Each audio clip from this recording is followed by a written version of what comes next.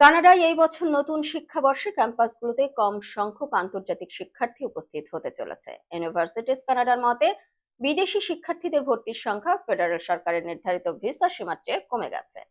Universities কানাডার সদস্য সেবার সহ সভাপতি জুলিয়া স্কট বলেন, আমরা শিক্ষার্থী ভর্তিতে বিপুল হ্রাস দেখছি, যা ভবিষ্যতে বিশ্ববিদ্যালয়গুলোর ওপর গভীর প্রভাব ফেলতে পারে। স্কট আরো বলেন, কানাডার শিক্ষা গন্তব্য হিসেবে খ্যাতি এখন ক্ষতির সম্মুখীন। তিনি সরকারের কাছে আরো পরিবর্তন আনার আগে এই হ্রাসের পূর্ণ প্রভাব বোঝার জন্য কিছু সময় চেয়েছেন। তবে ইমিগ্রেশন মন্ত্রী মার্ক মিলারকে এ বিষয়ে মন্তব্যের জন্য পাওয়া যায়নি। এর আগে তিনি আন্তর্জাতিক শিক্ষার্থীর সংখ্যা কমানোর সিদ্ধান্তকে সমর্থন করেছিলেন।